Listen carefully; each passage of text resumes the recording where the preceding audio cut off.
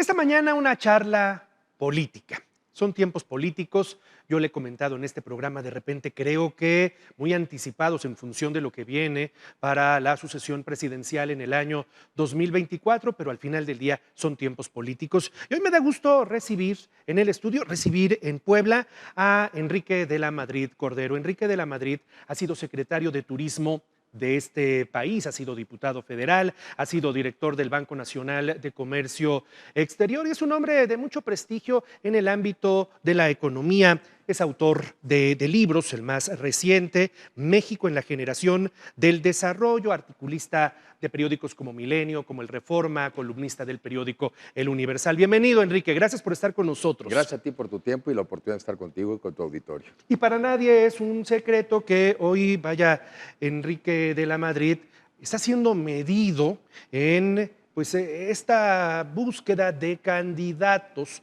por la presidencia de la República. ¿Qué te trae a Puebla? Bueno, primero la oportunidad de visitar amigos. Yo vengo muy seguido aquí. Vengo ahorita a platicar con un grupo de comunicólogos, de analistas políticos para compartir ideas, también alguna visita en algunas colonias de aquí, pero sobre todo estar escuchando y oyendo, porque me parece que son momentos de hablar, de tener un diálogo respetuoso.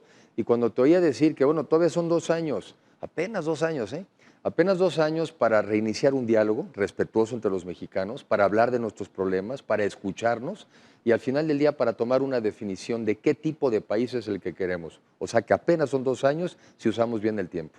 ¿Cómo sientes a los mexicanos en este momento? Muy preocupados, muy desesperanzados, muy asustados, muy agobiados, porque la situación es complicada, la que tomes. Si es un tema económico, los temas se están realmente apretando, llevamos 4 años prácticamente sin crecimiento económico, traemos un nivel de ingreso por persona como el que teníamos en el año 2014, esto es el pedazo del pastel que nos toca, se ha ido haciendo cada vez más chiquito y no veo para cómo salir de esto si seguimos con estas políticas. En el tema de la inseguridad, también la gente muy asustada, como padre de familia, preocupado de a dónde salen tus hijos, cómo van a llegar, cómo van a regresar, cómo te transitas por este país. Los temas también de la salud, a la gente los tiene muy agobiados. No hemos acabado de salir de una pandemia. La gente, más de 700,000 muertos, creo que muchísimos huérfanos, familias que se quedaron desmanteladas y además un país, sobre todo lo más peligroso, polarizado, pero que te invitan a la polarización de donde te deberían de invitar a la unidad, que es prácticamente del gobierno. Entonces, así lo veo, desanimado, que como le decía yo ayer a un grupo de personas, es el peor de los escenarios, porque a veces muchas personas lo que quieren es un mexicano desanimado para que no se resista, para que no se alce, para que no trate de salvar a su país. El desánimo yo creo que es la regla que tenemos hoy en día en México. Enrique, tú eres un hombre de prestigio, eres priista, y yo te preguntaría, ¿es factible, es posible ser priista en tiempos de Alejandro Moreno? Bueno, a ver, mi primera reflexión es, antes que nada soy mexicano. Y eso es muy importante porque podremos pertenecer a partidos políticos, podemos tener preferencias de equipos de fútbol, podemos tener religiones incluso diferentes. Pero lo que tenemos común en este país es que somos mexicanos y ese es mi primer partido.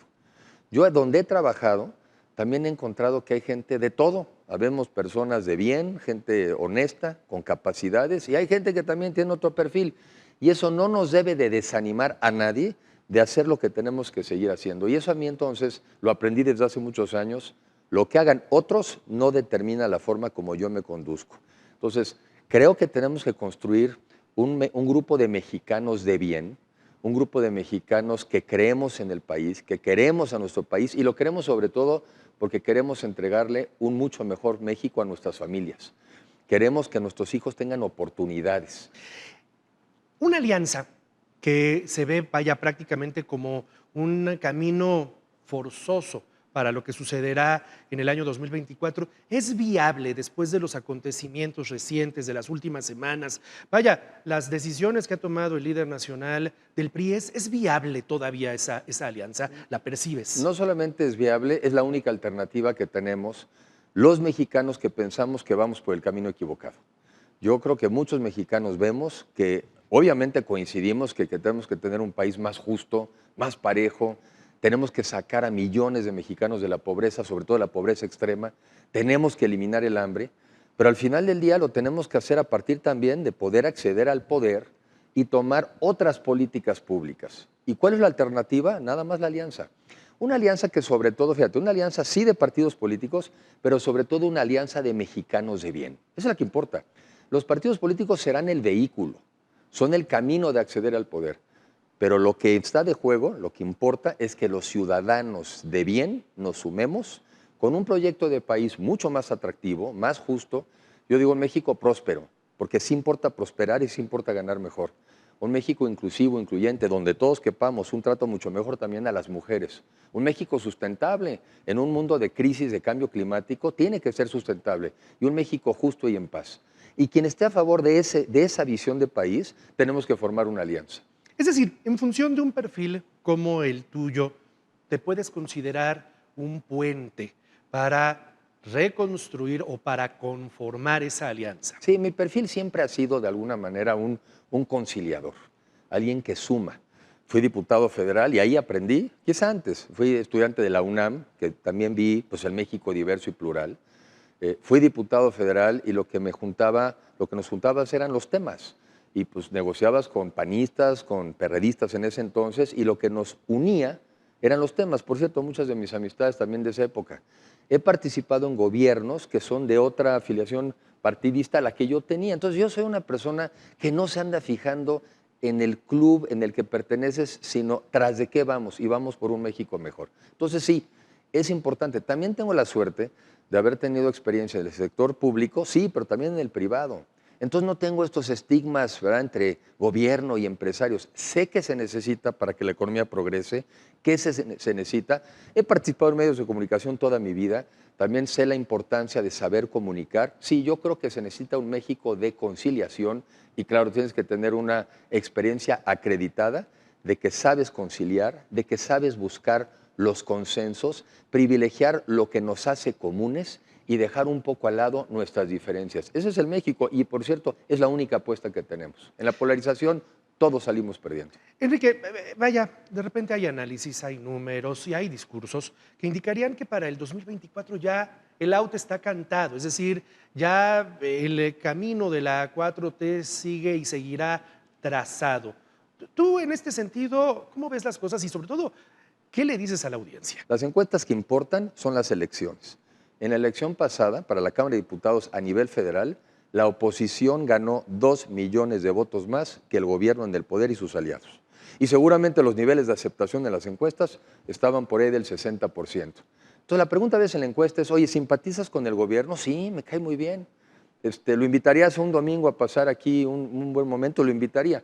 Pero cuando la gente ya analiza los resultados del gobierno, en prácticamente todos los rubros sale reprobado. Yo al mexicano lo que lo invito es a reflexionar y a distinguir entre la simpatía que puedas tener por una persona, un personaje, y los resultados que tú esperas para mejorar tu nivel de vida. México no puede no crecer a tasas altas porque sin crecimiento, sin generación de empleo y sin empleos mucho mejor pagados, no se sale de la pobreza.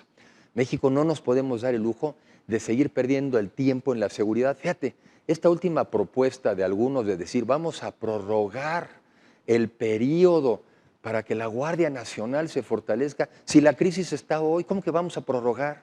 Mandar el mensaje de, como no lo pudimos hacer en los tiempos establecidos, dame más tiempo. No, lo que no se pudo hacer en su tiempo se demostró que no tienen con qué. ¿Cómo vamos a prorrogar?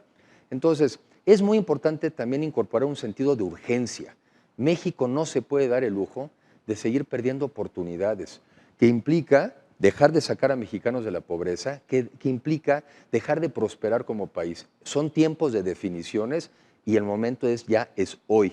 Te escucho en este momento hablar del México de las urgencias, donde muchas cosas son urgentes. ¿Tiene remedio este país? Claro, es un gran país. Yo tengo la suerte de conocerlo desde muy joven y además tengo la experiencia de que mi vida profesional me ha permitido ver un México que muchas personas no ven, en el orden que quieras. Últimamente en la Secretaría de Turismo, un país que está dentro de los 10 primeros países del mundo, por hermoso, por su cultura, por su geografía, pero sobre todo por su don de gente. Conozco muy bien el sector también de la manufactura, el sector exportación, donde el comercio internacional en México hoy es el 80% de nuestro Producto Interno Bruto. Para ponerlo en pesos, 8 de cada 10 pesos de nuestra economía son importaciones, exportaciones. Y México se ha vuelto un campeón en eso, ¿eh? Y sobre todo lo relevante es, ¿para qué importa ser campeón? Porque eso te permite generar empleos y que viva la gente mucho mejor. El que trabaja en el sector exportador gana en promedio 30% más que el resto de los mexicanos. Conozco el sector agropecuario, que también durante los últimos años ha venido creciendo por arriba del resto de la economía. México es un gran país. Y lo que pasa es que los mexicanos, que está bien porque nos exigimos mucho, siempre andamos hablando más de nuestros negativos, de nuestras debilidades. Pero nuestras debilidades no nos definen. Y por eso yo una buena parte de mi conversación también siempre es hablar de lo que sí somos.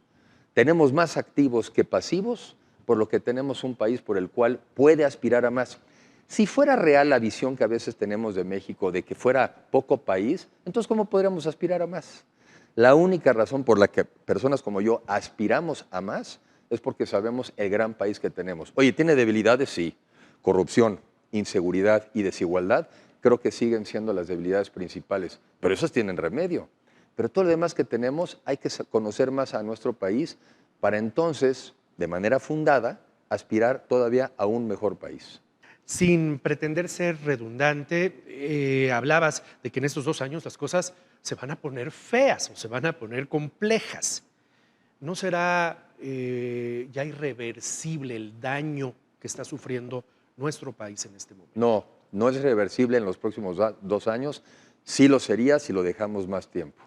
Me decía el otro día alguna persona, por ejemplo, que hoy tú haces una encuesta en Venezuela y más del 50 y tantos por ciento de la gente piensan en Venezuela que viven en democracia. Entonces tú dejas este tipo de fenómenos más años y como que te vas acostumbrando. Pero ¿y por qué nos vamos a acostumbrar en vivir, por ejemplo, con violencia? ¿Cómo por qué? ¿Por qué nos vamos a acostumbrar a vivir en pobreza? ¿Cómo por qué? ¿Por qué nos vamos a acostumbrar a vivir polarizados? ¿Cómo por qué?